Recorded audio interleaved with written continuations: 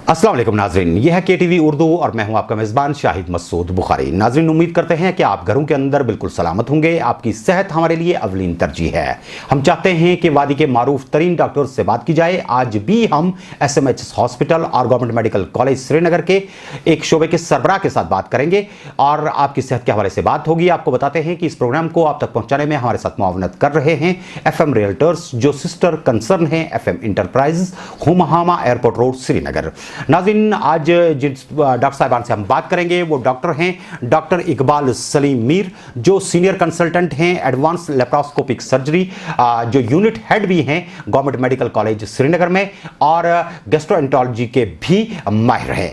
तो डॉक्टर साहब, क्या आप तक मेरी आवाज़ आ रही है? जी बिल्कुल आ रही है शाहिद साहब। अस्सलाम वालेकुम। वालेकुम अस्सलाम।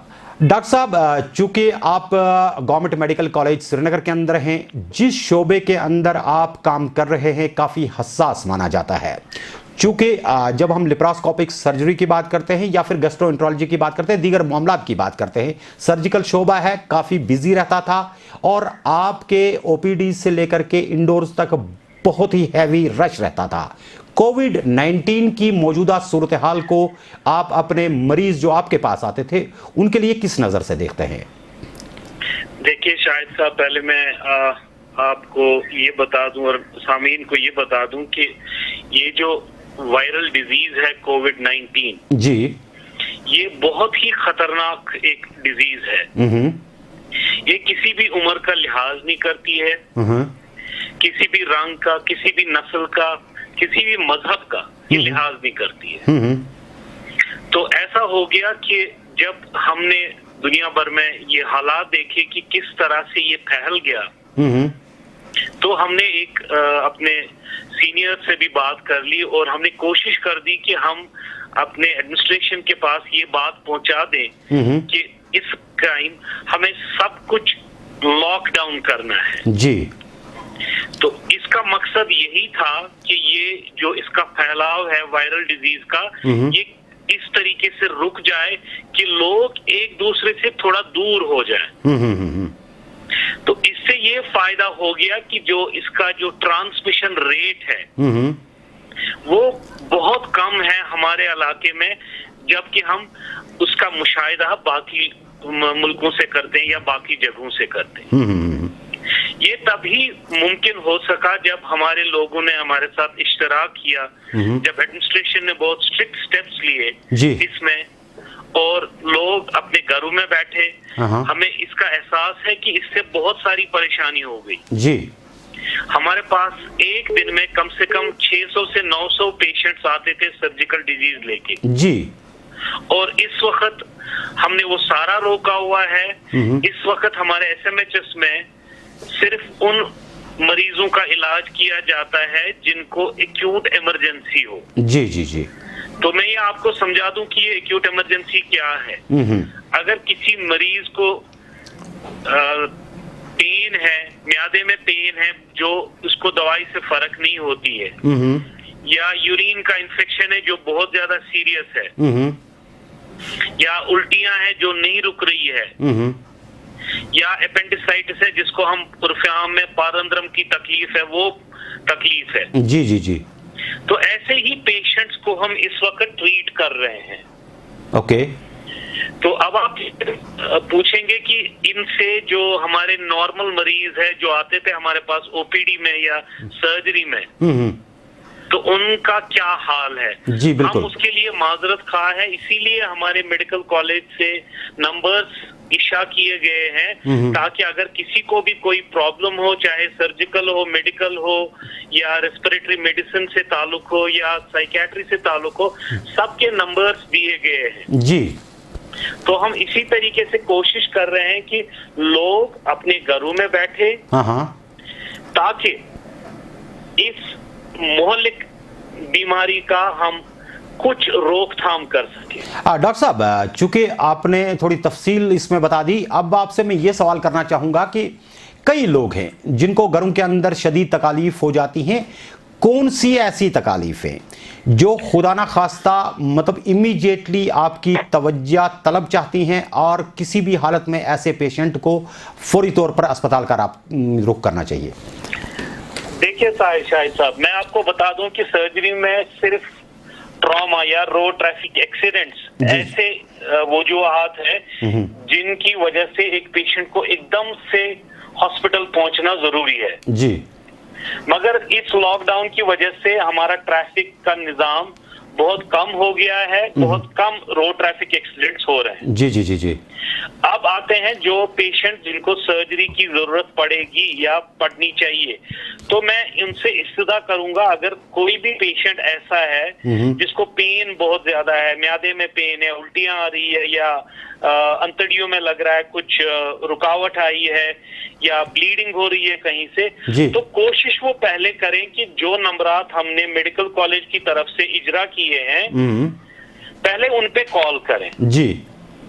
अगर उनको डॉक्टर साहब की जो वो बातचीत करेंगे फोन पे, अगर उनको लगेगा कि नहीं हमें फर्क नहीं हो रही है जी जी जी जी, तो पहले उनके लिए बेहतर है कि जो नजदीक तरीन अस्पताल है पहले वो वहीं जाएं। जी। अगर फिर भी उनको परेशानी है जी जी, तो फिर उनको SMHS हॉस्पिटल का या श्रीनगर का रुख करना चाहिए। जी। तो डॉक्टर साहब, क्योंकि हमको एहसास है इस वक्त क्या सिचुएशन है, क्या माहौल है, क्या हालात है, तो हम नहीं चाहते कि कोई पेशेंट घर से निकले और परेशानी में और पड़ जाए। डॉक्टर साहब, कई लोगों का कहना है कि कुछ पोस्ट सर्जिकल पेशेंट्स हैं जिनकी सर्जरीज हो चुकी हैं लेकिन उनको अब डॉक्टर साहब से मिलना था, ऐसे लोगों का क्या हाल है और किस तरीके से वो मतलब आपके एडवाइजेस पर अमल कर सकते हैं?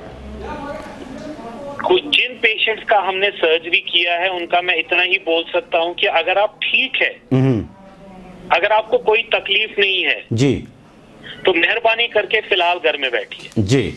तो लेकिन अगर आपको कोई भी परेशानी है, आपको लगता है कि नहीं मुझे डॉक्टर साहब से बात करनी चाहिए जी, तो जो नंबरात दिए गए हैं उन पे बात कर लीजिए। डॉक्टर साहब, कोई आप अपने शोबे का नंबर ऐसा दोहरा सकते हैं जो हमारे नाजरीन तक पहुंचे, ताकि वो इस नंबर के जरिए कम से कम जो आप लोगों से रिलेटेड सर्जिकल केसेस हैं या जिनको कोई इस तरह की प्रॉब्लम है, वो कल की डेट में अगर किसी वक्त आप लोगों से मशवरा चाहें तो वो आपको व्हाट्सएप या SMS के जरिए पहले टाइम लेकर के उसके बाद आपसे बात कर सके। चलिए, आप मेरा नंबर इजरा कर सकते हैं, कोई मसला नहीं है, मैं हमेशा तैयार हूं। कोई भी सर्जिकल पेशेंट होगा जी, जिसको जराही हुई हो या जिसको जराही चाहिए या सर्जरी चाहिए, तो मेरा नंबर दे दीजिए, तो आप के पास पड़ा हुआ है, कोई मसला नहीं है। तो मैं हमेशा तैयार होता हूँ, पेशेंट्स के लिए हमेशा रेडी हूँ, जो भी सवाल होंगे उनके जवाब देने की कोशिश करेंगे। तो डॉक्टर साहब, आप ये बात बता दीजिए मुझे कि जो इस वक्त कोविड के हवाले से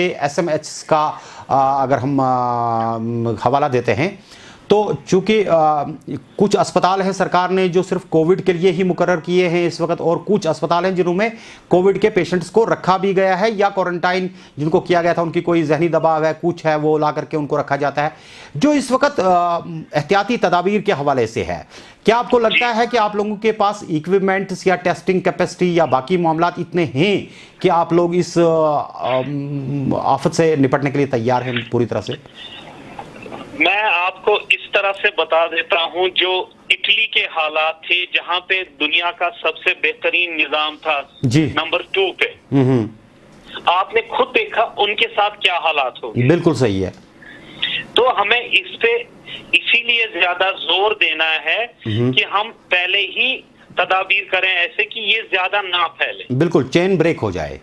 जब चेन ब्रेक हो जाएगी तो हमारा जो पेशेंट का रश होगा वो हम टैकल कर सकते हैं जी।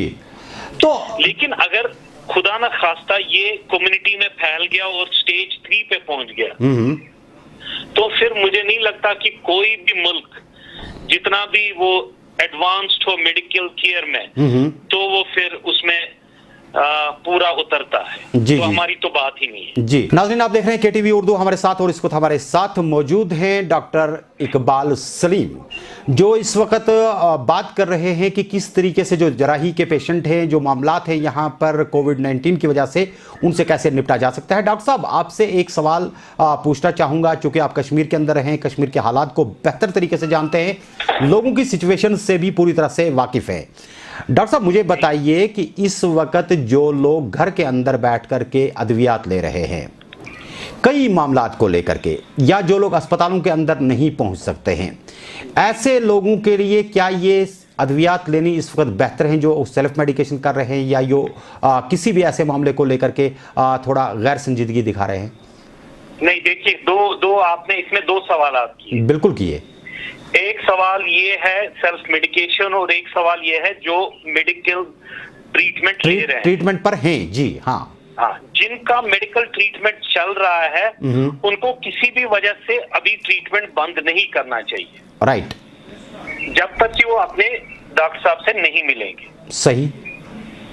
लेकिन अगर कोई मामूली सी तकलीफ है, जैसे किसी को थोड़ा चोट लगी है या किसी को दर्द है मामूली सा, जिसके लिए वो दवाई ले सकते हैं या किसी अपने नजदीकी डॉक्टर से मशवरा कर सकते हैं या फोन पे मशवरा ले सकते हैं, तो बेहतर और अफजल यही है कि वो पहले कर लें। अगर उनको फर्क नहीं होती है, उनको लगता है कि नहीं सुधार नहीं हो रहा है, तो उनको हमारे फोन नंबरात पे कोशिश करनी है कि हमसे बात कर लें, यानी कि सेल्फ मेडिकेशन ना करें। बेहतर है अगर ना करें, किसी भी अच्छे डॉक्टर से बात कर लें। सारे डॉक्टर्स इस वक्त फोन अटेंड कर रहे हैं। अगर सर्जरी के रिलेटेड कोई भी मसला है तो मुझसे फोन पे बात हो सकती है, कोई परेशानी नहीं। डॉक्टर साहब, मुझे एक बात बता दीजिए, अब चूंकि आपने कहा कि सर्जरी के रिलेटेड कोई बात होती है तो आपसे बात हो सकती है, चूंकि यहाँ पर अगर हम देख लें दो तरीके की जराइयाँ जो हैं, जो इमरजेंसी सर्जिकल पेशेंट्स आ जाते हैं आपके पास, एक तो वो, दूसरा अगर अपने हामला ख्वातीन की बात करें, अगर उनका वक्त मुकम्मल हो जाता है तो उनको भी सर्जरी की अहम ज़रूरत पड़ती है। तो ऐसे में आपको क्या लगता है कि आपके जो जराही के शोबे हैं, जो सर्जिकल आपके साइड से, क्या वो 24 आवर्स इस वक्त भी काम कर रहे हैं जैसे पहले थे? जी बिल्कुल कर रहे हैं। कोई भी पेशेंट जिसको इमरजेंसी सर्जरी की जरूरत पड़ रही है, जैसे किसी का अपेंडिक्स यानी पारंद्रम वो खुदा न खास्ता फट गया है, या उसको पेट में उसका पस फैल गया है, या किसी को अंतड़ी में सुराख हो गया होता है तो उससे पस फैल गई है, तो उनकी सर्जरी होती है, एसएमएचएस में भी होती है, बाकी जगहों पे भी होती है, वो रोकी नहीं गई है। जी जी जी जी, ठीक है, इमरजेंसी सर्जरी चल रही है। इसके अलावा खुदा न खास्ता अगर किसी भी पेशेंट को जी नाजुक तकलीफ है या कैंसर से मुब्तला है वो, और उनको सर्जरी की जरूरत है, जी जी जी, तो वो भी इस वक्त हमारे हॉस्पिटलों में होती है। तो पेशेंट्स को डरना नहीं चाहिए। अगर ऐसी परेशानी है तो वो हॉस्पिटल आ सकते हैं, तो उनका इलाज पूरे तरीके से सर्जरी डिपार्टमेंट कर लेगा। डॉक्टर सलीम इकबाल, आपने हमारे साथ बात की, आपने हमारे नाजरीन तक बहुत ही अच्छी बातें पहुंचाई, और सर्जिकल ऑप्शंस को लेकर के जो परेशान थे, कई लोग ये समझते थे कि खुदा न खास्ता यहाँ से जाएं, शहर दूर है, वहाँ पर पहुँचें, इमरजेंसी भी होती तो शायद वो आप तक इसलिए नहीं डर के आ रहे थे कि शायद आगे कोई डॉक्टर नहीं होगा। आपने हमारे नंबर को भी आयतन रखा अपने नाजरीन के लिए। आपका बहुत बहुत शुक्रिया KTV उर्दू में हमारे साथ बात करने के लिए। सलामत रहिए। अस्सलाम वालेकुम। वालेकुम सलाम।